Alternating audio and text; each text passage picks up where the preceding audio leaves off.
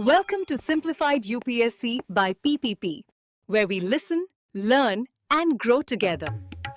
Detailed notes in English and Hindi, plus practice questions for prelims and mains, only on our Telegram channel. Link in description. Want early access to all videos of this series? Join our paid Telegram group for just 499 rupees. One-time payment, lifetime access. WhatsApp now to join us.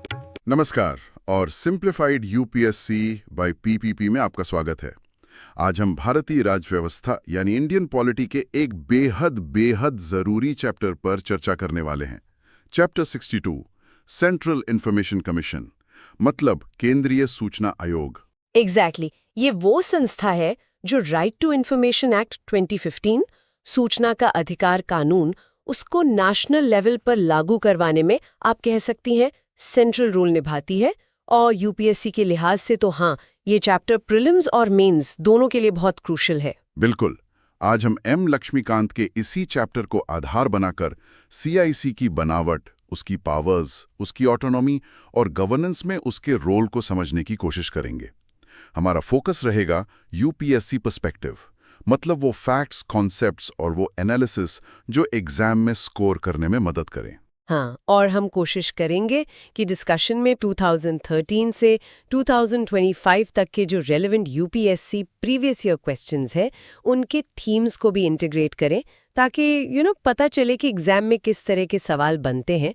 तो चलिए शुरू करते हैं central information commission का ये विश्लेषण। सबसे पहले बात करते हैं इसकी स्थापना और प्रकृति की। यूपीएससी मेंस में अक्सर ये सवाल बनता है, सूचना का अधिकार अधिनियम 2005 के तहत केंद्रीय सूचना आयोग की स्थापना क्यों की गई और यह शासन में पारदर्शिता और जवाबदेही कैसे सुनिश्चित करता है।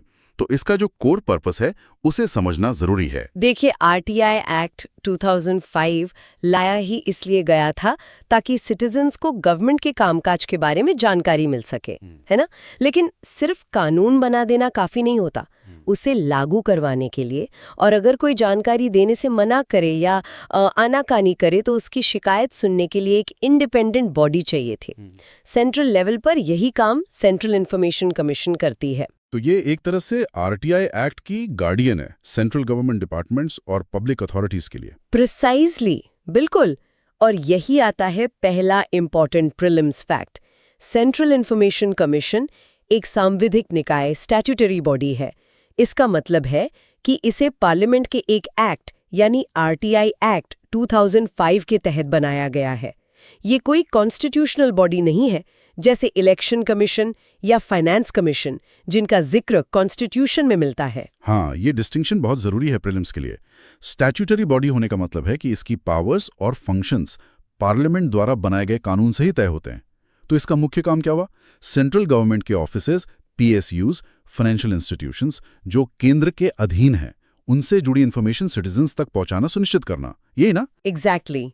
और अगर किसी सिटीजन को लगता है कि उसे जानकारी नहीं दी जा रही या गलत दी जा रही है, या सीपीआईओ मतलब सेंट्रल पब्लिक इंफॉर्मेशन ऑफिसर, जो कि सेंट्रल पब्लिक अथॉरिटीज में आरटीआई एप्लीकेशंस हैंडल करने वाला डेजिग्नेटेड ऑफिसर होता है, वो सहयोग नहीं कर रहा, तो वो सीआईसी में शिकायत या अपील दायर कर सकता है।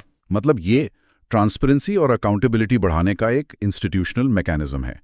ये सुनिश्चित करता है कि सरकारें सिटीजन्स के प्रति जवाब दे रहे हैं, क्योंकि सिटीजन्स अब सवाल पूछ सकते हैं और जानकारी मांग सकते हैं। हाँ, बिल्कुल। तो इस सेगमेंट का प्रीलिम्स टेक अवे हुआ, CIC is a statutory body. ये आरटीआई एक्ट 2005 के तहत बनी है। ये सेंट्रल गवर्नमेंट पब्लिक अथॉरिटीज से रिलेटेड कंप्लेंट्स और अपील्स देखती है, और ये कॉन्स्टिट्यूशनल बॉडी नहीं है। और मेंस टेक अवे, सीआईसी को आरटीआई एक्ट लागू करवाने के लिए सेंट्रल लेवल पर बनाया गया। ये सेंट्रल गवर्नमेंट बॉडीज में ट्रांसपेरेंसी और अकाउंटेबिलिटी के लिए वॉचडॉग का काम करती है, और इससे सिटीजन्स एम्पावर होते हैं। ठीक है, अब सीआईसी की कॉम्पोजिशन और अपॉइंटमेंट प्रोसेस पर आते हैं। ये पहलू इसकी इंडिपेंडेंस और फंक्शनिंग के लिए बहुत महत्वपूर्ण है। मेंस में पूछा जा सकता है, केंद्रीय सूचना आयोग के सदस्यों की नियुक्ति प्रक्रिया और कार्यकाल की शर्तें आयोग की स्वतंत्रता और निष्पक्षता को किस हद तक सुनिश्चित करती हैं? चलिए स्ट्रक्चर देखते हैं पहले। कमीशन में एक चीफ इंफॉर्मेशन कमिश्नर सीआईसी होते हैं, और उनके अलावा मैक्सिमम 10 इंफॉर्मेशन कमिश्नर्स आईसीज हो सकते हैं, मतलब कुल मिलाकर मैक्सिमम 11 मेंबर्स। 11 सदस्य, ठीक है। और इनकी नियुक्ति कौन करता है? इनकी नियुक्ति प्रेसिडेंट ऑफ इंडिया करते हैं, लेकिन प्रेसिडेंट अपनी मर्जी से नहीं बल्कि एक कमेटी की रिकमेंडेशन पर करते हैं। और ये कमेटी कॉम्पोजिशन प्रीलिम्स के लिए सुपर इंपॉर्टेंट है, इसे ध्यान रखना होगा। हाँ, ये कमेटी वाला पॉइंट अक्सर पूछा जाता है। कौन कौन होता है इस कमेटी में? इस कमेटी के चेयरपर्सन होते हैं प्राइम मिनिस्टर, मेंबर्स होते हैं leader of opposition in the Lok Sabha lop, और एक यूनियन कैबिनेट मिनिस्टर जिन्हें प्राइम मिनिस्टर नॉमिनेट करते हैं। इस कमेटी का स्ट्रक्चर दिलचस्प है। इसमें सरकार के हेड पीएम भी हैं और ऑपोजिशन के लीडर एलओपी भी। थ्योरेटिकली एलओपी की प्रेजेंस का मकसद शायद यही सुनिश्चित करना है कि नियुक्ति प्रक्रिया में पॉलिटिकल बायस कम हो और कमिश्नर्स इम्पार्शियल रहें। थियोरेटिकली यस, लॉप का शामिल होना एक चेक एंड बैलेंस मैकेनिज्म की तरह है, कह सकते हैं, लेकिन जाहिर है कमेटी में सरकार का पलड़ा भारी रहता है, मतलब पीएम और कैबिनेट मिनिस्टर बनाम लॉप। फिर भी ये प्रक्रिया नियुक्ति में ट्रांसपेरेंसी लाने का एक प्रयास जरूर है। What's fascinating here is the attempt, to create a balanced selection process. अब बात करते हैं एलिजिबिलिटी की। कौन बन सकता है चीफ इन्फॉर्मेशन कमिश्नर या इन्फॉर्मेशन कमिश्नर? क्या कोई स्पेसिफिक क्राइटेरिया है? हाँ, क्वालिफिकेशंस तय हैं। कैंडिडेट्स को पब्लिक लाइफ में एमिनेंट पर्सन्स होना चाहिए, जिन्हें law, science and technology, social service, management, journalism, mass media या एडमिनिस्ट्रेशन एंड गवर्नेंस का वाइड नॉलेज और एक्सपीरियंस हो। और कुछ डिस्क्वालिफिकेशंस भी हैं, मतलब कौन नहीं बन सकता? बिल्कुल, वो मेंबर ऑफ पार्लियामेंट, एमपी या किसी स्टेट यूटी लेजिस्लेचर के मेंबर, एमएलएम, एमएलसी नहीं होने चाहिए। उन्हें कोई और ऑफिस ऑफ प्रॉफिट होल्ड नहीं करना चाहिए, किसी पॉलिटिकल पार्टी से कनेक्टेड नहीं होना चाहिए और कोई बिजनेस या प्रोफेशन कैरी नहीं करना चाहिए। ये शर्तें उनकी न्यूट्रलिटी मेंटेन करने के लिए हैं, ताकि वो स्वतंत्र रूप से काम कर सकें। अच्छा, अब आते हैं सबसे डिबेटेड एस्पेक्ट पर, टेन्योर और सर्विस कंडीशंस। इसमें 2019 में एक बड़ा बदलाव हुआ था ना? हाँ, ये बहुत क्रिटिकल पॉइंट है प्रीलिम्स और मेंस दोनों के लिए। आरटीआई अमेंडमेंट एक्ट 2019 आने से पहले चीफ आईसी और आईसीज का टेन्योर 5 साल या 65 वर्ष की आयु तक विचएवर इज अर्लियर फिक्स था। लेकिन 2019 के अमेंडमेंट के बाद अब उनका टेन्योर और सर्विस कंडीशन सेंट्रल गवर्नमेंट द्वारा प्रिस्क्राइब की जाती हैं, यानी अब टेन्योर फिक्स नहीं है, सरकार तय करेगी। इस बदलाव पर काफी बहस हुई थी। क्रिटिक्स का कहना था कि इससे कमीशन की इंडिपेंडेंस कमजोर होती है, क्योंकि टेन्योर के लिए सरकार पर निर्भरता बढ़ जाती है। सरकार चाहे तो टेन्योर कम कर सकती है। पहले जो 5 साल की सिक्योरिटी थी वो अब नहीं रही। एग्जैक्टली ये अमेंडमेंट सीआईसी और स्टेट इन्फॉर्मेशन कमीशंस एसआईसीज दोनों पर लागू हुआ। सरकार का तर्क था कि सीआईसी का स्टेटस सुप्रीम कोर्ट जजेस के बराबर नहीं है, इसलिए उनकी सर्विस कंडीशंस अलग होनी चाहिए। लेकिन अपोनेंट्स का मानना था कि ये आरटीआई फ्रेमवर्क को डाइल्यूट करने जैसा है। एक और क्रूशियल प्रीलिम्स फैक्ट, कमिश्नर्स पुनर्नियुक्ति रीअपॉइंटमेंट के पात्र नहीं होते हैं। ये प्रोविजन उनकी इंडिपेंडेंस बढ़ाने के लिए था, ताकि वो फ्यूचर अपॉइंटमेंट की लालच में कोई कॉम्प्रोमाइज न करें। तो इस सेगमेंट का मेन टेक अवे क्या बनता है? अपॉइंटमेंट कमेटी, जिसमें पीएम, लोपी, कैबिनेट मिनिस्टर हैं, कुछ हद तक बैलेंस लाने का प्रयास करती है। लेकिन 2019 का अमेंडमेंट, जो केंद्र सरकार को कार्यकाल और सेवा शर्तें तय करने की शक्ति देता है, उसने कमीशन की स्वायत्तता और स्वतंत्रता पर गंभीर सवाल खड़े किए हैं, भले ही पुनर्नियुक्ति का प्रावधान न हो। And the prelims take away, composition 1 chief IC plus max 10 ICs, appointment president द्वारा, कमेटी की सिफारिश पर, PM chair, Lok Sabha, union cabinet minister nominated by PM, tenure and service conditions केंद्र सरकार तय करती है। 2019 संशोधन के बाद रीअपॉइंटमेंट के पात्र नहीं, स्पेसिफिक एलिजिबिलिटी क्राइटेरिया और डिस्क्वालिफिकेशंस हैं। चलिए अब बात करते हैं कमिश्नर्स को हटाने की प्रक्रिया, रिमूवल और कमीशन की इंडिपेंडेंस पर। मेंस के लिए क्रिटिकल सवाल बन सकता है, किन आधारों पर केंद्रीय मुख्य सूचना आयुक्त या सूचना आयुक्त को पद से हटाया जा सकता है? क्या ये प्रक्रिया उनकी कार्यात्मक स्वायत्ता, फंक्शनल ऑटोनॉमी सुनिश्चित करने के लिए पर्याप्त है? रिमूवल प्रोसेस को समझना जरूरी है, क्योंकि ये सीधे सीधे उनकी इंडिपेंडेंस से जुड़ा है। प्रेसिडेंट, चीफ आईसी या किसी आईसी को कुछ स्पेसिफिक ग्राउंड्स पर हटा सकते हैं। क्या है वो ग्राउंड्स? स्पेसिफिक क्या है? ये ग्राउंड्स है, पहला, अगर वो दिवालिया घोषित हो जाए। दूसरा, अगर वो किसी ऐसे अपराध के लिए दोषी ठहराए जाएं जिसमें नैतिक अधमता शामिल हो प्रेसिडेंट की राय में। तीसरा, अगर वो अपने कार्यकाल के दौरान अपने ऑफिस ड्यूटीज के बाहर किसी पेड एम्प्लॉयमेंट में एंगेज हो।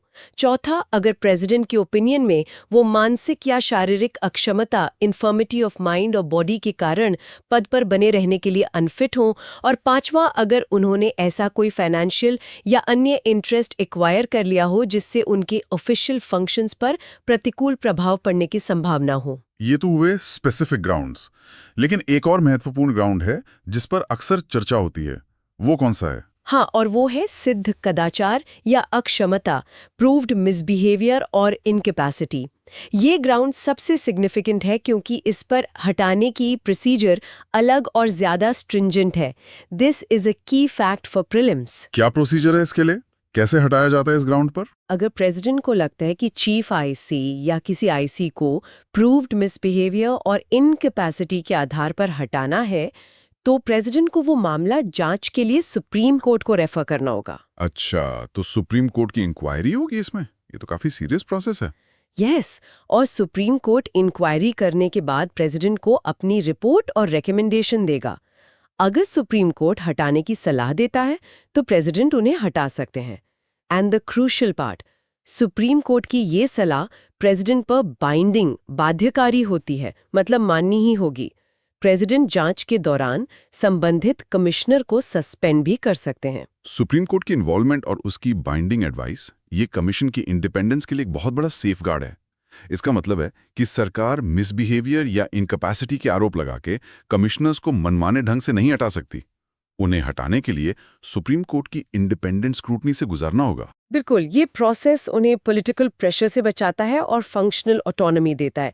लेकिन जैसा हमने पहले डिस्कस किया, 2019 अमेंडमेंट के बाद टेन्योर और सर्विस कंडीशंस का कंट्रोल सेंट्रल गवर्नमेंट के पास जाने से ऑटोनॉमी पर सवाल जरूर उठे हैं। So while the removal process involving the Supreme Court is robust, the debate on overall autonomy persists due to the center's power over tenure. तो मेन टेकअवे ये हुआ, रिमूवल ग्राउंड स्पेसिफिक हैं और सिद्ध कदाचार या अक्षमता के लिए सुप्रीम कोर्ट की अनिवार्य और बाध्यकारी जांच जरूरी है, जो काफी हद तक कार्यात्मक स्वायत्तता सुनिश्चित करती है। हालांकि कार्यकाल और सेवा शर्तों पर केंद्र के नियंत्रण 2019 संशोधन के बाद के कारण समग्र स्वतंत्रता पर बहस जारी है। And prelims takeaway, removal president द्वारा स्पेसिफिक ग्राउंड्स पर दिवालियापन, नैतिक अधमता के लिए दोष सिद्धि, पेड एम्प्लॉयमेंट, अक्षमता, हितों का टकराव और सिद्ध कदाचार अक्षमता के आधार पर सुप्रीम कोर्ट की जांच के बाद जिसकी सलाह बाध्यकारी है, प्रेसिडेंट जांच के दौरान सस्पेंड कर सकते हैं। अब आते हैं कमीशन की पावर्स और फंक्शंस पर। शासन में ट्रांसपेरेंसी लाने के लिए ये शक्तियां कितनी कारगर हैं? मेंस पर्सपेक्टिव से देखें तो केंद्रीय सूचना आयोग की शक्तियों और कार्यों का वर्णन करें। सूचना के अधिकार को प्रभावी ढंग से लागू करने में ये कितने सहायक हैं?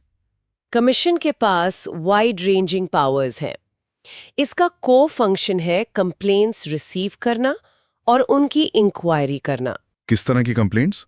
क्या कोई भी शिकायत कर सकता है? नियुक्ति नहीं है, या अगर उसे मांगी गई इन्फॉर्मेशन देने से मना कर दिया गया हो, या फिर अगर उसे तय टाइम लिमिट आमतौर पर 30 डेज या जीवन और स्वतंत्रता के मामले में 48 आवर्स में इन्फॉर्मेशन ना मिली हो, और अगर उसे लगता है कि मांगी गई फीस अनरीजनेबल है, या उसे लगता है कि दी गई इन्फॉर्मेशन इनकम्प्लीट, मिसलीडिंग या फॉल्स है, या आरटीआई रिक्वेस्ट या एक्सेस से जुड़ा कोई भी और मामला, कमीशन सेकंड अपील्स भी सुनता है।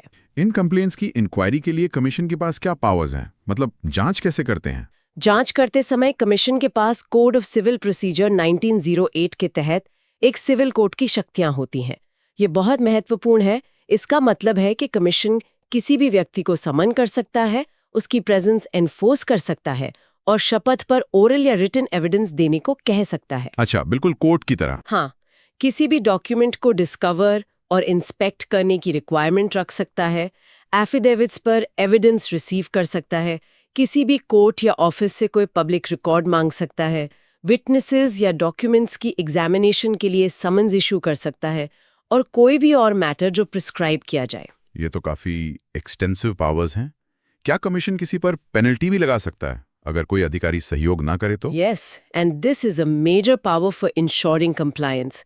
Commission इंक्वायरी के दौरान अगर पाता है कि सीपीआईओ ने बिना किसी रीजनेबल कॉज के एप्लीकेशन रिफ्यूज किया या टाइम लिमिट में इंफॉर्मेशन नहीं दी या मैलिफाइडली इंफॉर्मेशन डिनाई की या knowingly incorrect, incomplete, misleading information दी या इंफॉर्मेशन डिस्ट्रॉय कर दी या इंफॉर्मेशन देने में बाधा डाली, तो कमीशन उस सीपीआईओ पर पेनल्टी इम्पोज कर सकता है। कितनी पेनल्टी? कोई लिमिट है? 250 रुपए पर डे की पेनल्टी जब तक एप्लीकेशन रिसीव होता है या इंफॉर्मेशन फर्निश होती है। However, the total amount of penalty cannot exceed 25,000 रुपए। ये पेनल्टी सीपीआईओ पर लगती है, डिपार्टमेंट पर नहीं। 25,000 रुपए तक की पेनल्टी। ये तो सीपीआईओज को अकाउंटेबल बनाने के लिए एक बड़ा डिटरेंट है। मतलब उन्हें जवाबदेही महसूस होगी। बिल्कुल। पेनल्टी के साथ साथ कमीशन और सीपीआईओ के खिलाफ सर्विस रूल्स के तहत डिसिप्लिनरी एक्शन के लिए भी रिकमेंड कर सकता है। ये पेनल्टी और डिसिप्लिनरी एक्शन की पावर ही आरटीआई एक्ट को टीथ देती है। It forces the officers to take RTI seriously. क्या कमीशन खुद से भी कोई मामला उठा सकता है बिना किसी शिकायत के? हाँ, कमीशन के पास सुओ मोटो पावर भी है, यानी वो किसी कंप्लेंट का इंतजार किए बिना खुद से भी किसी मामले की जांच शुरू कर सकता है अगर उसे लगता है कि रीजनेबल ग्राउंड्स हैं। और कमीशन अपनी वर्किंग की रिपोर्ट किसे देता है अकाउंटेबिलिटी के लिए? कमीशन अपनी एक्टिविटीज की एक एनुअल रिपोर्ट सेंट्रल गवर्नमेंट को सबमिट करता है। सेंट्रल गवर्नमेंट इस रिपोर्ट को पार्लियामेंट के दोनों हाउसेस के सामने रखती है। एक आखिरी सवाल इस पर, क्या कमीशन के डिसीजंस बाइंडिंग होते हैं या सिर्फ रिकमेंडेटरी? नहीं, the decisions of the commission are binding on the public authority. उन्हें कमीशन के डायरेक्शंस फॉलो करने होते हैं। तो मेन टेक अवे सेगमेंट का है, सीआईसी के पास जांच के लिए सिविल कोर्ट जैसी महत्वपूर्ण शक्तियां हैं जिनमें लोगों को बुलाना और रिकॉर्ड मांगना शामिल है। दोषी सीपीआईओज पर जुर्माना 25,000 रुपए तक लगाने और अनुशासनात्मक कार्रवाई की सिफारिश करने की शक्ति आरटीआई एक्ट को लागू करने और जवाबदेही सुनिश्चित करने के लिए क्रूशल है। सुओ मोटो शक्तियां इसकी प्रभावशीलता को और बढ़ाती हैं। And the prelims takeaway core functions में शिकायतों और अपीलों को प्राप्त करना, जांच करना शामिल है। जांच के दौरान सिविल कोर्ट की शक्तियां हैं। सीपीआईओ पर जुर्माना लगा सकता है, 25 रुपए दिन, मैक्स 25,000 रुपए। अनुशासनात्मक कार्रवाई की सिफारिश कर सकता है। सुओ मोटो शक्तियां हैं, सेंट्रल गवर्नमेंट को वार्षिक रिपोर्ट देता है जो संसद में रखी जाती है। निर्णय बाध्यकारी होते हैं। तो कुल मिलाकर सेंट्रल इंफॉर्मेशन कमीशन भारत के डेमोक्रेटिक फ्रेमवर्क में ट्रांसपेरेंसी और अकाउंटेबिलिटी सुनिश्चित करने वाली एक की इंस्टीट्यूशन है। आरटीआई एक्ट को जमीनी हकीकत बनाने में इसका रोल बिल्कुल सेंट्रल है। हाँ, यूपीएससी एस्पिरेंट्स के लिए सीआईसी का structure, appointment process, specially the committee and president's role, removal procedure, supreme court's binding advice, tenure, post 2019 changes और इसकी powers, civil court equivalence, penalty provisions को डिटेल में समझना बहुत जरूरी है। ये स्टैट्यूटरी बॉडी है, कॉन्स्टिट्यूशनल नहीं, ये फैक्ट भी याद रखना है। मीन्स के लिहाज से देखें तो सीआईसी की इफेक्टिवनेस, उसकी ऑटोनॉमी पर उठने वाले सवाल, स्पेशली 2019 अमेंडमेंट के बाद, आरटीआई इंप्लीमेंटेशन में आने वाली प्रैक्टिकल चैलेंजेस जैसे सीपीआईओज का resistance, record management issues, pending cases और गुड गवर्नेंस में इसके कंट्रीब्यूशन का क्रिटिकल एनालिसिस इंपॉर्टेंट है। डेफिनेटली, ये सब पॉइंट्स मेंस आंसर राइटिंग में काम आते हैं। आज की चर्चा को समाप्त करते हुए एक विचारणीय प्रश्न छोड़ जाते हैं। आज की डिजिटल एज में जहां data is the new oil और मिस इन्फॉर्मेशन एक बड़ी चुनौती है, सेंट्रल इंफॉर्मेशन कमीशन को अपनी भूमिका को कैसे इवॉल्व करना चाहिए? क्या इसे प्रोएक्टिव डिस्क्लोजर नॉर्म्स को सख्ती से लागू करवाने या गवर्नमेंट डेटा की प्राइवेसी और ट्रांसपेरेंसी के बीच बैलेंस बनाने में ज्यादा एक्टिव रोल निभाना चाहिए? ये एक रेलेवेंट क्वेश्चन है फ्यूचर के लिए। आरटीआई फ्रेमवर्क और सीआईसी को कंटेम्प्रेरी चैलेंजेस के हिसाब से अडैप्ट करना होगा, इसमें कोई शक नहीं। बिल्कुल। इसी विचार के साथ आज की ये गहन चर्चा यहीं समाप्त करते हैं। उम्मीद है ये एनालिसिस यूपीएससी की तैयारी में मददगार साबित होगा। Thanks for watching. Follow us on Telegram and Instagram. Don't forget to like, share, and subscribe.